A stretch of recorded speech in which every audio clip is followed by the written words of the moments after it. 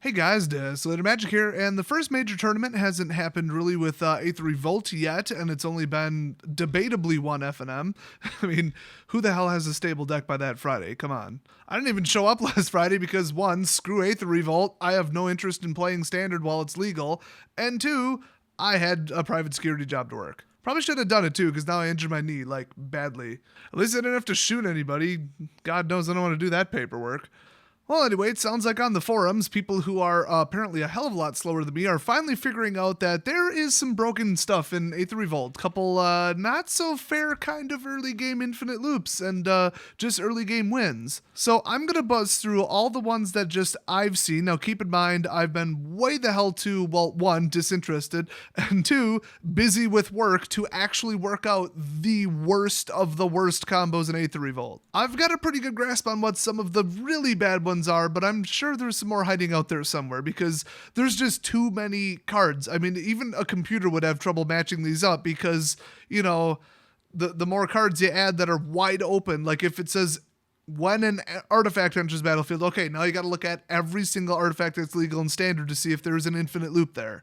Oh, and then you get part of a loop and it's going to be a 3-card loop. Now you're going exponential. It's a nightmare. Usually my brain can do it subconsciously, but I've been getting no sleep lately and everything's crap this week. So, well, let's call them like I see them. With those excuses out of the way, here's the worst combos in Aether Revolt. And by worst, some people would say, well, that's the best combos. Winning the game on turn 4 is not good, okay? There's nothing good about that. That's not good or healthy for the format. It's crap. It just indicates how crap Aether Revolt was designed. Oh my god, and don't even get me started on Modern. Oh my god. Oh my god, there's like 10 freaking cards that cast other cards for free now instead of... What was it before in Modern? 0? I mean, frickin' Show and Tell was illegal. Most of the free cast cards cost like 7. Now it's like, oh, you cast this, get a free spell under 2, under 3, under 5, whatever. It's just broken as hell. Don't even get me started on the fuse cards. That's its whole video by itself. It's almost like casting spells without paying for the mana cost is inherently broken in Magic. You know, that's kind of a basic tenet of Magic, that when it says this costs 4, that it actually does cost 4. If it instead costs 0, that's the definition of broken. And unfortunately, some of these standard combos kind of take advantage of that. Although mostly it's just chained together stuff that I'm going to take a wild guess R&D just missed. They just didn't consider this. Even though it took me usually a day about to figure these out. I'm just lazy and haven't made the video. Actually, let me check. When did I create this file? Oh my god. Yeah, it's been a while. Okay, it's been a little while. Okay, this isn't even necessarily like a combo because it's like a 2-card combo and it's so obvious that R&D purposely left it in the game. But I'm just going to say it's like a in general broken deck because it's consistent, it's focused, but it's just stupid. It wins on turn 4. Not, oh, the game is effectively over, but it actually ends on turn 6. No, you hit them for 22 damage on turn 4. So the combo is stoppable, but it's also very easily reloadable. That's what I'm scared of. Everybody knows about this combo. Okay, turn 1, Consulate Dreadnought, 7-11 for 1. Oh, it costs crew 6. Good thing you don't have to crew it. I mean, seriously, R&D, what the hell is your problem? So turn 2, do whatever the hell you want. Doesn't matter. Turn 3, drop another land, if possible. Siege mod, ta-da, +3 and first strike. Oh, look, it's been out for 2 turns. It doesn't have summoning sickness. Swing for 10. 10-11 first striker. Turn 4, swing again, win the game. So if they don't have a creature on the field by like turn 4, I mean, what the hell? But you could just, you know, ram it into that creature, force them to block, and then swing for another turn. I mean, they can't block forever. And everybody's saying, oh, well, you know, you could fragmentize it, or there's plenty of artifact destruction. Well, then your opponent has to start with artifact destruction in their opening hand, just to shut down your turn 3 combo. And like I said, it's reloadable. I mean, this is 4 of a card and 4 of a card, and they both have to be basically in your opening hand. Plus the land to fund it. It's never going to happen. Here's the problem. You could put siege modification on any vehicle. So let's say you put, 24 vehicles in the deck. Okay, now it's basically just, did you pull siege modification? Because yes, you did pull a vehicle. If you didn't mulligan one time and you'll pull a vehicle. Otherwise, you've got like Powerball level odds that you wouldn't pull one. Hell, put 30 vehicles in the deck, 4 of these, and 26 lands to make sure you get there. There you go, mulligan until you get it, right? We're not quite there yet, but luckily R&D screwed up even more. They dropped the ball even harder. Didn't pull the siege card? Hey, aerial modification. It's 4 generic and 1 white, so you could probably pay for it. I mean, yeah, it's 5 mana, but we'll get to that in a second. So enchant creature or vehicle, and that's the thing. The siege card can enchant a creature or a vehicle, and then also gives it +3 in first strike. So you can just get out some dummy little mana dork creature, and then, oh look, it's a gigantic super creature on like turn 3.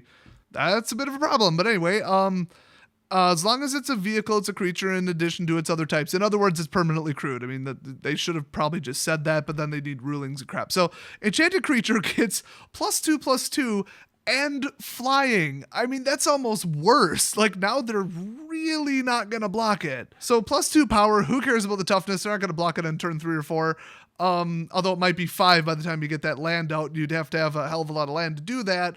So it's like, how could you realistically get to 5 in a reasonable amount of time without just stuffing 30 lands in your deck? Oh, Wizards, I'm worried about you.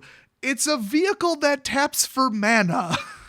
I mean, not only would this be an 8/5 first striker that also still taps for mana, but you can get it out on turn 3, and then there's your extra mana right there. You drop another land on turn 4, which is still bloody unlikely, and then ta-da, but then you could just put in, 8 mana dorks total. There you go, you got your ramp. You'll probably get to 5 in a very reasonable amount of time with 24 lands. Or you could put in even more mana dorks because, well, they can turn into giant creatures. That's why it says vehicle or creature. I wouldn't have such a problem if it didn't say vehicle or creature, if it was just vehicles. I mean, a freaking vehicle that taps for mana. I mean, what the hell? What were they thinking? So that's it, right? It's like an 8 and 20 combo in the deck, but you gotta get your mana base right. Okay, it's still sketchy. It's not a good deck, right? Oh, we're not even into ring 9 of this hell. Nope, fasten your seatbelt, kids. It's time for Peace Walker Colossus, the third way to semi-permanently crew a vehicle. I mean, like, literally, if you have 2 mana every turn, which you do because you just paid 3 to get out Peace Walker Colossus, you can crew something forever. Now, it doesn't get a boost, so you're only gonna, it's only gonna be as good as it is, but a 7/11 vehicle is pretty damn good without even a boost. So once again, 3 cost, very reasonable. He's a 6/6. If you put the siege card or the other one on him, he'll be a 9 or an 8 power creature. I mean, what the hell? And nothing I've named so far is legendary, which is another massive screw up on R&D's part. If you get 2 of these out, you can swing for 12 with 4 mana. In that they can basically crew each other. Well, it certainly doesn't get worse from there, does it? Oh, take a guess. Take a freaking guess. Man, I'm pulling all the vehicles, but I can't pull the siege card and I can't pull the blimp card. Yes, I already forgot the name of the damn card. Shut up. Oh, hell, it's Sram the Senior Artificer for 2 mana, not even double white, because at this point, why the hell not? He's a 2/2. Might I remind you that he would also be a 5/2 first striker if you were to siege enchant him. And whenever you cast, I'm just going to skip to vehicle, draw a card. So you're pulling nothing but vehicles, but you can't pull the enchantment spells. Now you can. Every time you cast one, you get another one. So let's see, how many cards is that so far? I'm not saying that rhetorically. Literally, I am asking you, I did not count. Screaming at the screen. Oh crap, YouTube doesn't work that way. Like, honestly, if you did that, like, what the hell's wrong with you? So you got, 6, 7 cards in the deck now times 4. I honestly wasn't even paying attention. I mean, I suppose if you went like 20 vehicles and then all the cards named, you're probably at your max already. But if you weren't, throw in more mana dorks, like I said, they just generate mana ramp, yeehaw, any kind of mana fixing, just whatever. And then if there's room, just throw in the biggest, baddest improvised creature you can possibly find. Maybe like the 7/5 guy that swings every turn. I mean, he's pretty good. He costs 7, but if you had 3 vehicles out and 4 mana, ta-da, there you go. So you get stuck, you can't enchant your vehicles, boom, run him over. And then he himself could crew a vehicle, anything. I mean, I wouldn't, but you could. You can actually tap him and crew a vehicle during your main phase, and then he doesn't have to attack because he is already tapped. There's other stuff, like every time an artifact enters the battlefield, gain energy or put a counter on something or whatever, all those different modules, whatever the hell they do. You can throw all kinds of crazy crap in here. I didn't go much further than just what it is. And here's the thing. So you can't get, the mana and the ramp and the cards, and you can't get it to match up. Well, then you use what you have on the field to legitimately crew the vehicles and swing with the vehicles. No problem. Like, you didn't enchant them, you didn't auto crew them. No problem. You just play the game like you normally would with vehicles. Don't pull any vehicles, but you've got tons of the enchantments, and all you have is your mana dorks. Enchant the mana dorks. I mean, it wouldn't work with the big old golem looking dude, but everybody else would be just fine. I mean, you turn them into what, like a 6-3 frickin' first striker? Yeah, they're going to demolish your opponent. I mean, just by themselves. You don't even need the damn vehicles. And then your sideboard, in case you need removal to stop another turn 4 combo, does white and red have any removal or artifact destruction?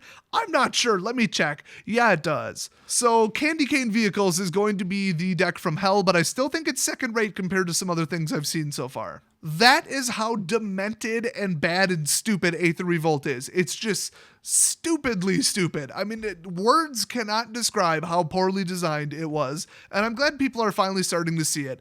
It's really gonna sink in after the first Pro Tour, though. I guarantee that. You will want to play Aether Revolt and Standard in general about as much as I do at this point in the very near future. This video went on a little bit long because honestly the vehicles deck is very, very, very complicated, and I basically just stated the entire deck, so this is basically a deck video. So I'm going to save the other couple overpowered combos and infinite loops and all that crap for the next video. So watch out for that. Hit the subscribe button, even though I guarantee it's going to be uploaded a couple hours after this one. So in that case, just look for it, and I will see you guys next video.